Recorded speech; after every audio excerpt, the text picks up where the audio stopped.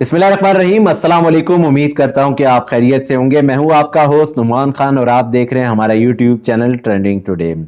Supreme court में ताहयात नाअहली case की समाअत जारी है और गुज़श्ता रोज 8 घंटे से चलने वाली इस केस की समाअत का मोरल ऑफ द स्टोरी है कि कदम बढ़ाओ नवाज शरीफ, हम तुम्हारे साथ हैं। अब आप यहां से अंदाजा लगा लें कि जस्टिस काजी फायज साहब ने अपने आप को केसेस में कितना उलझा के रखा हुआ है और कितना बिजी रखा हुआ है। देखा जाए तो इस टाइम सुप्रीम कोर्ट में किस किस्म के केसेस को सुना जा रहा है। सबसे पहले देखा जाए तो फैजाबाद धरना केस, दूसरे नंबर पर जुल्फकार अली भुट्टो साहब का केस, तीसरे नंबर पर मुशर्रफ साहब को इंसाफ देने की बातें की जा रही हैं, चौथे नंबर पे जो है नवाज शरीफ साहब को अहल करने की जो है कोशिशें की जा रही हैं। ये तमाम वो केसेस हैं जिनको फर्स्ट प्रायोरिटी पे सुना जा रहा है। ये तमाम वो केसेस हैं, आधे से ज़्यादा वो केस हैं जो या तो अल्लाह को प्यारे हो चुके हैं या तो जिनको गुजरे हुए ज़माना हो चुका है। और सेकंड प्रायोरिटी पे उन केसेस को रखा गया है जो आज भी जिंदा हैं, जो आज भी सुप्रीम कोर्ट से उम्मीदें लगाए बैठे हैं। देखा जाए तो पाकिस्तान तरीके इंसाफ की तमाम दरख्वास्तों को जो है सेकंड प्रायोरिटी पे रखा गया है। मुझे जो सबसे ज़्यादा इंटरेस्टिंग बात लगी है वो ये लगी है कि जबरी गुमशुदा केस के दौरान जस्टिस काजी फायज साहब ने हामिद खान साहब से एक सवाल पूछा कि वो कौन लोग थे जो पाकिस्तान तरीके इंसाफ के उम्मीदवारों को जबरी गुमशुदा कर रहे थे, जिस पर जो था हामिद खान साहब का कहना था कि इस्टेब्लिशमेंट के बंदे थे। जस्टिस काजी फायज साहब का कहना था कि इस्टेब्लिशमेंट क्या होता है, आप डायरेक्ट इदारे का नाम लें। और देखा जाए तो जस्टिस काजी फायज साहब सारा कुछ जानने के बावजूद वकील के मुंह से सुनना चाहते हैं कि वो कौन लोग थे।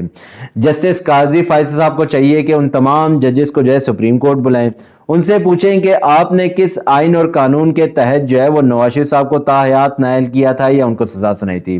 और उनसे ये भी पूछा जाए कि आपने किसके प्रेशर में आकर नवाज शरीफ साहब को ताहयात नाअहल किया था या उनको सजा सुनाई थी, ताकि जस्टिस काजी फायज साहब को इस बात का इल्म हो कि वो कौन लोग थे जो पाकिस्तान तहरीक इंसाफ के उम्मीदवारों को जबरी गुमशुदा कर रहे थे या उनकी वफादारियां तब्दील कर रहे थे या उनके खिलाफ मुकदमात बना रहे थे या उनके घर वालों को हिरासा कर रहे थे। देखा जाए तो जस्टिस काजी फायज साहब को समझने में आसानी हो जाएगी अगर वो ये काम करते हैं।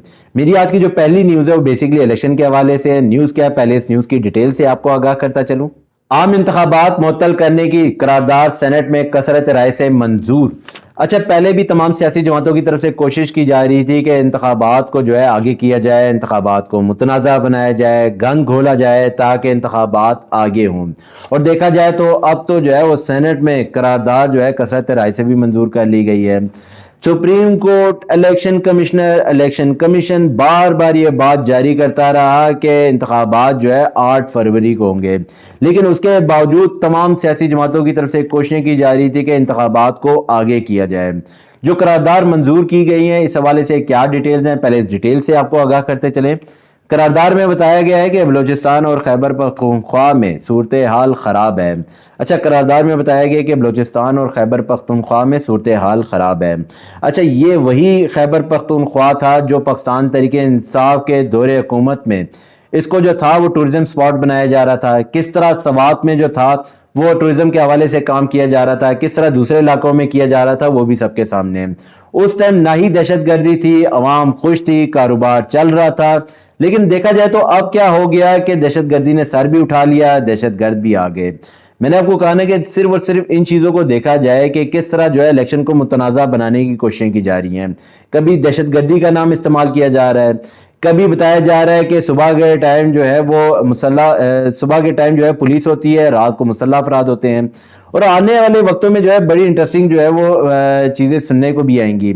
मैंने आपको कहा ना कि यही खैबर पख्तूनख्वा था जो इमरान खान साहब के दौरे हुकूमत में इस खैबर पख्तूनख्वा को जो था टूरिज्म स्पॉट बनाया जा रहा था। किस तरह के काम किए जा रहे थे वो भी सबके सामने। क्या उस टाइम दहशत गर्दी थी? क्या आवाम खुश नहीं थी? क्या लोग ये काम नहीं चल रहे थे? लेकिन मैंने आपको कहा ना कि इंतखाबात को मुतनाज़ा बनाने के लिए जो है कोई भी आप बात कह सकते हैं। करारदाद में मजीद बताया गया है कि मौलाना फजल रहमान और मोहसिन दावड़ पर हमले हुए हैं। अच्छा, मौलाना फजल रहमान साहब ने जो था जब 8 फरवरी का जो था वो डेट अनाउंस की हुई थी तो उस टाइम जो था मौलाना फजल रहमान साहब ने कहा था कि इस टाइम जो है ठंड होती है, वोटर जो है घर से बाहर नहीं निकलेंगे, टर्न आउट कम होगा, इंतखाबात को आगे किया जाए। उसके बावजूद जो था supreme court, election commission, election commissioner बार बार ये हुक्म जारी करता रहा कि इंतखाबात जो है 8 फरवरी को ही होंगे। اور پھر اس کے بعد جو تھا مولانا فضل الرحمان صاحب کا کہنا تھا کہ صبح کے ٹائم جو ہے پولیس ہوتی ہے، رات کو ٹائم جو ہے وہ مسلح افراد ہوتے ہیں، تو ہم الیکشن کی کمپین جو ہے کس ٹائم کریں۔ میں نے وہ کہا نا کہ انتخابات کو متنازع بنانے کے لیے فضل الرحمان صبح سے لے کر شام تک کوششیں کرتے رہے کہ کسی طرح جو ہے انتخابات کو آگے کیا جائے۔ مزید جو تھا قرارداد میں بتایا گیا ہے کہ ایمل ولی خان اور دیگر سیاسی رہنماؤں کو تھریٹ ملے ہیں۔ اچھا، میں نے آپ کو کہا ہے کہ یہ وہی خیبر پختونخوا تھا جو عمران خان صاحب کے دور حکومت میں اس کو ٹورزم سپاٹ بنایا جا رہا تھا۔ سوات میں کس طرح کا کام کیا جا رہا تھا، دوسرے علاقوں میں کس طرح کا کام جاری تھا، وہ بھی سب کے سامنے ہے۔ اگر دیکھا جائے تو عمران خان صاحب اس جگہ کو ٹورزم سپاٹ بنا رہے تھے تو کوئی سوچ سمجھ کے بنا رہے تھے، اور دیکھا جائے تو عمران خان صاحب کے دور حکومت میں جو تھا دہشت گردی نہیں تھی، کس طرح جو تھا وہ امن و مان تھا، کس طرح جو تھا عوام خوش تھی، کس طرح کام ہو رہا تھا، کس طرح کاروبار چل رہے تھے، وہ بھی سب کے سامنے ہیں۔ تو ایسا کیا ہوا کہ راتوں رات ہی جو ہے وہ دہشت گرد بھی پیدا ہو گئے، مسلح افراد بھی آ گئے، دہشت گردی نے سر بھی اٹھا لیا اور دہشت گرد بھی آ گئے۔ اور مزید جو تھا قرارداد میں بتایا گیا ہے کہ الیکشن کے انعقاد کے لیے سازگار ماحول فراہم کیا جانا چاہیے۔ اب یہ تو سیکیورٹی ایجنسیوں نے اور جو سیکیورٹی نافذ کرنے والے ادارے ہیں ان کو سوچنا چاہیے کہ کیا وجہ ہے کہ دوبارہ سے دہشت گردی نے سر اٹھا لیا ہے، یا ان علاقے جہاں پہ امن و مان تھا وہاں پہ کیسے دہشت گرد آ گئے۔ مزید جو تھا وہ قرارداد میں بتایا گیا ہے کہ محکمہ صحت ایک بار پھر کورونا پھیلنے کا اندیہ دے رہا ہے۔ میں نے آپ کو کہا کہ سٹارٹ میں دیکھا جائے تو بتایا جا رہا تھا کہ ٹھنڈ کی وجہ سے الیکشن کو آگے کیا جائے، پھر بتایا گیا کہ دہشت گردی کی وجہ سے آگے کیا جائے، پھر اب بتایا جا رہا ہے کہ کسی طرح کے جو ہے آگے کیا جائے کیونکہ کورونا جو ہے اب ملک میں دوبارہ پھیلے گا۔ اور میں نے آپ کو کہا کہ انتخابات کو متنازع بنانے کی کتنی کوششیں کی جا رہی ہیں، کتنی کوشش کی جا رہی ہے کہ کسی طرح جو ہے الیکشن آگے ہوں، اور دیکھا جائے تو اس گن کو گھولنے میں جو ہے تمام سیاسی جماعتیں ملوث ہیں۔